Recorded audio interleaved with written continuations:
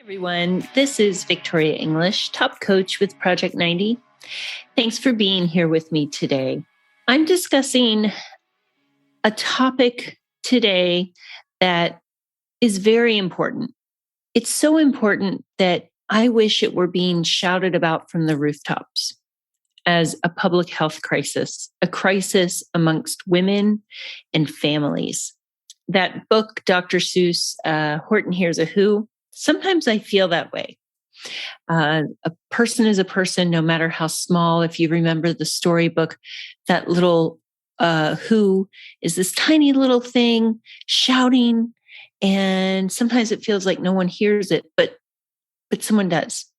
And I am very lucky that I get to use this microphone and the platform of Alcohol Free Lifestyle podcast, along with some other platforms, to share this message.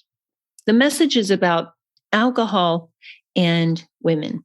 So we're going to talk about that. And I hope you'll stick around to listen, to learn about yourself if you are a woman questioning your relationship with alcohol, or if you care about a woman whom you worry is struggling.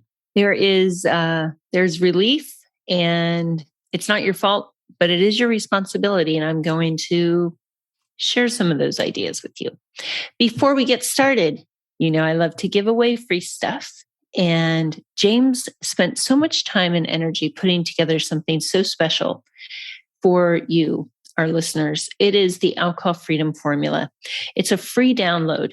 You can go to alcoholfreelifestyle.com/guide. You can get it, download it, and take a read. It's pretty amazing stuff. You can also book a call with me, Coach V, as they call me in the program. Go to alcoholfreelifestyle.com/schedule. You book a call with me. I phone you up and we have a nice chat. Let's see if Project 90 is the right fit for you and if you're the right fit for us. You may not be. If that's okay, Like I say on this podcast, it's 2021. There are multiple paths to becoming alcohol-free. If it's not us, it might be someone else. We curate a particular type of community. I would love to find out if you're the fit. So please book that call. Let's have a chat. All right, let's get started. When I was younger, I'm 51 now. When I was in my developmental years with drinking, say high school, a little bit of drinking in high school, college. I've said before, I went to a big football school, was in a sorority. Alcohol was a lot of fun. Never had any consequences besides some hangovers, questionable dance moves. And then, it was a good time. I graduated. I went on to get married. I had 3 children within 4 years. Alcohol was really not a part of my life. It wasn't until my mom passed away when I was 29 years old. And I started experiencing what I know now were panic attacks. I was a runner. I couldn't run. I couldn't catch my breath. All I knew is I felt terrible. I felt like there was a vice around my chest. And wine relieved that stress. All of a sudden, I could catch my breath at the end of the day. That's how innocently my issue with alcohol began. It was so harmless. And you know what else? Back then, this was like 2001, 2002. I had no idea what a woman with an alcohol use problem could look like, because there was no one in the media that showed us that. Maybe some celebrities who were being sent off to rehab again on the cover of like the Inquirer, or you'd see sometimes in movies, you'd see women portrayed as alcoholics and they looked very, very poorly. They had frizzy hair and big bulbous noses and messy clothes. Their children, if they had any children around, were unkempt.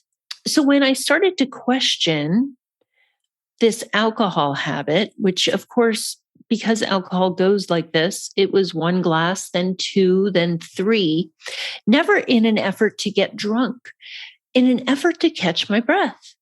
And of course, with tolerance, it takes more. Um, I didn't know that this is what it could look like. There were no warnings like, hey, these are red flags, by the way. It wasn't until I started to suffer some consequences, meaning I felt foggy in the morning. I wasn't as patient with my kids. Now, as I said, I had 3 kids within 4 years, so it was a lot. Um, but I loved being a mom. I loved it. And suddenly I was finding that some of the color was drained out of my life. I was more prone to bouts of the blues, not a full on depression or anything, just blue. And it just became a habit. After a while, I said, okay, you know what? This is too much of a habit. But it wasn't about I have an alcohol problem. It was about, I'm a healthy person, I'm a runner, I'm into fitness, I watch what I eat, and this doesn't jive with the lifestyle I live. And so I stopped, took a break. And now I know it's simply because I was able to do that because I wasn't far enough along the road to alcohol dependence. So yes, I had that window of opportunity where I was able to take a break. Then a couple of years later, another crisis hit. And I realize now it brought up a lot of the same bad feelings I had around the death of my mom. And when those bad feelings came back, so did the wine. Except this time it came back with a little more of a vengeance. And that went on for a few more years. There was nothing glaringly obvious. There was this quiet voice inside of me saying, this something is not right. This alcohol has taken up a lot of space in your head, and you're recovering from it more and more often in the mornings. And yet it still wasn't making sense. But no, no, no, no, no. I'm not an alcoholic. Like, come on. Look at my life. I work. I have beautiful children. We go to the park. I cook dinner for them. I mean, no. And so I put this issue, which my instincts knew was an issue, back on the shelf. Well, by the time I finally put this thing in the rearview mirror, I was well into my 40s. I had suffered pretty immensely. I had lost my sense of identity. I had lost a good amount of self respect, not because I was out doing ridiculous things. Again, by this point, I was a mother of 4. I was home drinking during dinner prep. I was drinking too much on the weekends. I was drinking while I watched a football game. I was drinking at birthday parties because by now the mommy culture was in full swing. And I looked around and it seemed that a lot of the moms were drinking like me. So it was just another reason to keep going until it got so bad that what I wanted to be and what I was, those were 2 very different stories. I had lost my love of life. I would stop drinking for a few days and the thoughts of the alcohol would be so prevalent in my mind that I would become irritable and restless. And I tried the habits to replace it. I got really into hot yoga. I got really into exercise again. I got into juicing and cooking and all the things I could think of, praying, meditating, making bargains, trade offs. I'll only drink on Fridays. I'll only drink on Saturday. Okay, I'll only drink wine. I'll only drink spritzers. Oh my gosh. So when I finally put this thing behind me, I started looking into how did I get here? And then, like most people who take up a cause, I got angry. I felt duped. I realized that part of the reason I had slipped into this is because no one was teaching me what alcohol is as a substance, that it's a highly addictive drug. Instead, I was being told that I needed alcohol, that being a mom and a wife and a worker was hard and there's no way I could do it without alcohol. Nope. Mm-mm.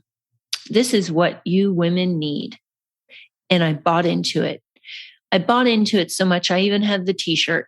I've talked before about that t-shirt saying champagne is the answer. I have a picture of it. I share it with the members. We have a good laugh, but it's sad. I really believed alcohol was my friend, except it wasn't. It beat the crap out of me. And that's why I do what I do today. That's why I came out with a podcast of my own. That's why I joined James Swanwick. I said, you need a female face. Women need to know that this is what alcohol misuse looks like. I've been in books, magazines. I shout it like that little who in the storybook because there's a few things I realize now. This was never a personal vendetta by alcohol against me. This was never about elevating me as a woman and helping me be the best version of myself. This was a marketing campaign targeted toward women just like me, all over the country, all over the world. And I fell for it. And maybe you have too. And just like the cigarette campaigns were shut down years ago, I hope that my little part here is going to change the tide so that we can see alcohol for what it is, so that we can see that alcohol in women is linked directly to several types of breast cancer. Did you know that women, because just of how we are biologically, we have less body weight? Less body weight typically, yes. We have less body water. We have a higher percentage of body fat. Just anatomically, it's how we're made. All of those things leave us more predisposed to complications from alcohol use.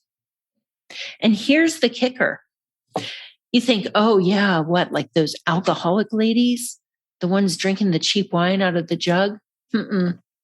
No.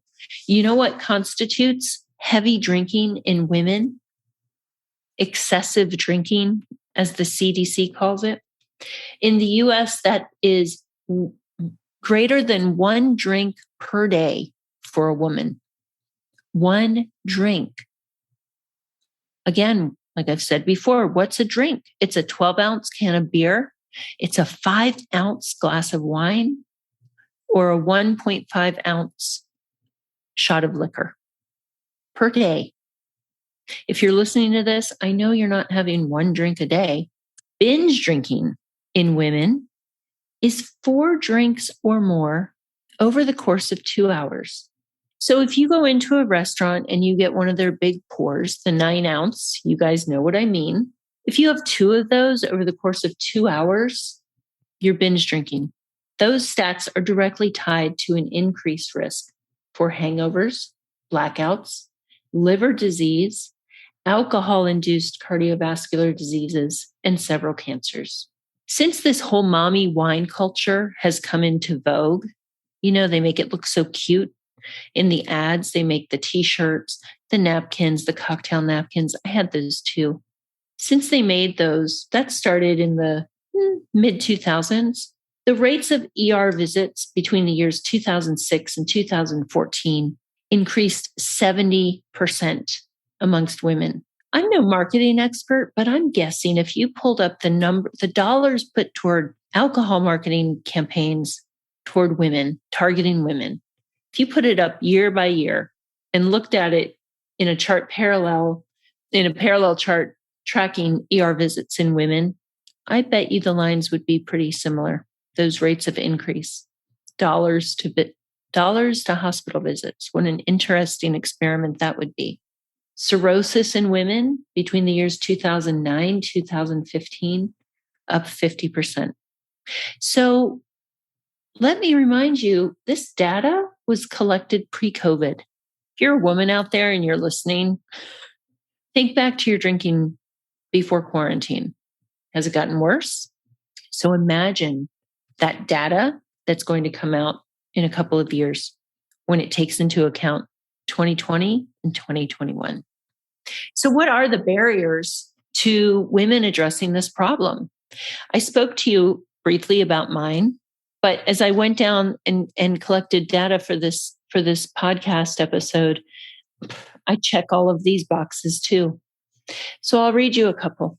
I went over the biological predisposition to alcohol-induced health issues. How about culturally? Well, it goes back to what I was saying. What's your image of a woman who has an alcohol use disorder? Does she look like me? Look at the cover art. There's a picture of James, of course, Sarah, and me. Do Sarah and I look like alcohol use disorder people? Probably not. And we really didn't back then either when we were drinking. Yes, we had the puffier face and some bloodshot eyes, and, we definitely were not looking our best. But was it glaringly obvious? Absolutely not. So take a look at us. So culturally, there's a stereotype. There's also an additional stigma because, again, people get hung up on labels. Alcoholic mother. Well, doesn't that have a nice ring to it? Mm-hmm. And the shame. As women, we get the messaging from the time we are young that we are supposed to remain small and quiet and timid. And those of us who choose not to, well, we have enough labels going on, don't we? And so alcohol makes us feel all of those things. It makes us small and self-conscious and hurts our self-esteem, which are already under assault as a female. And I'm saying this as a well-educated, financially privileged white woman. I can't even speak to what it's like for women who are marginalized. It's worse. So there's that stigma. Alcoholic mother. Yeah, let me race off to get help for that because that's not embarrassing or shameful. And what does shame make us want to do? Well, it makes you want to drink more. And how about trauma? Women are more likely to suffer sexual abuse, verbal abuse, emotional abuse, all of which can lead us to self-medicate with alcohol because we may not have access to care, to therapy. We may not have ever been taught healthy coping skills. And again, back to the messaging. We get the message that we can't handle it. We're not enough to manage this, but alcohol will help us. And so we innocently fall into this trap, this slippery slope. And before we know it, our brains have learned that that's how we cope. That's what we do when we feel pain, emotional, physical. That's what we do. And how do you get out of that when the exit door has a big, shiny, flashing light that says alcoholic mother over it? Who wants to walk through that door when we've already been through something pretty bad or absolutely terrible? Women are also more prone to co-occurring disorders like depression, anxiety, eating disorder. How about postpartum? So if you are a woman who's delivered a baby and you are experiencing something very common like postpartum, which comes with its own stigma, heaven forbid, it could just be a natural thing that happens. Nope. There's some messaging you get. Well, I guess you don't love being a mom. Yeah. But hey, wear that t-shirt that says mommy needs wine. Maybe that'll help. Why don't you drink a depressive substance while you're experiencing anxiety and depression? Yeah. Sounds like a perfect solution, don't you think? But that's the messaging that women get. So, the co-occurring disorders, all of which the last thing they need poured on top of them is alcohol. And yet it's the messaging that we get. And even if they say, well, don't drink too much, they should be saying, don't drink at all. there is no safe amount of alcohol to ingest because who is drinking less than one drink a day? I mean, maybe some people, but nobody listening to this podcast. And then there's gender inequality because women are more likely to experience economic barriers to getting help for this issue. Women are more likely to have lower wages. There are pay gaps. Childcare, getting childcare before they can even get a job. And then how about childcare when they are seeking help for this issue, which again, how many barriers have they already walked through to even make the call? Labels, stigma, shame, another heaping load of shame. It upsets me. And I am just speaking from a place of experience as a woman, as a mother. I certainly, in my work with our members, encounter the barriers to help which men encounter. There's plenty of them. I'm speaking as a woman, and I'm speaking again to women who are listening to this and anyone who cares about a woman who may be experiencing this. So what do? Well, you don't have to do anything as dramatic as what I'm doing. Put your face out there with your story, which is not a real cute story at times, I can tell you that. But I went through cancer and I went through alcohol misuse. So I count myself as a really lucky woman because I'm here. I'm here with a voice. I'm still alive. And I always say, well, as long as I'm still here, I may as well make myself useful. So I am trying to be useful because I speak from a place of compassion and caring. And I know that if you have been drinking more than you know is okay, which now you've learned what small amounts are actually okay, I know it's tough. And so what you do is you have the same, maybe just a touch of the same compassion you could be feeling for a friend going through this, or maybe that you feel for me when you hear my stories or Sarah's story and think, wow, that sounds tough. Can you turn just a little bit of that compassion toward yourself? Because when you do that, you find your power. You start to very slowly reclaim your power because one of the most loving, powerful things we can do is care about ourselves. Care about yourself the way that you so easily care for those around you. Because I use the term mother in a very broad sense. Whether you are a woman who has given birth to a child or not, you are a mother, whether it is to your community, to a pet, to extended family, to coworkers, to whomever. As women, we are nurturers, we are caregivers. And if I have one suggestion for the women listening, it's look at yourself in the mirror and say, it's going to be okay. And you deserve peace. You deserve happiness again. You deserve to love yourself. You're enough. And here at Project 90, we don't use that stigmatized language. Alcoholic, sober, recovery. And again, there's nothing wrong with it if it works for you. I've done plenty of AA. I have tons of friends in AA. I have tons of friends in recovery of all sorts. So whatever song sings to you, go sing that song. But if that doesn't sing to you, maybe ours will. Maybe Project 90's language will break through some of the barriers which are holding you back. Maybe it'll resonate and you'll say, yeah, I could see that. And it'll give you just that little bit of hope that you need to take the next step and the next step and the next step. We have a lot of women in our community now because when we talk about high performers, again, just like I use the word mother, high performers come in all walks of life, whether you work in the home, you work outside the home, both, whatever it is, you're high powered because you're a female. And girls, we all know that's true. So we've got a lot of women in there.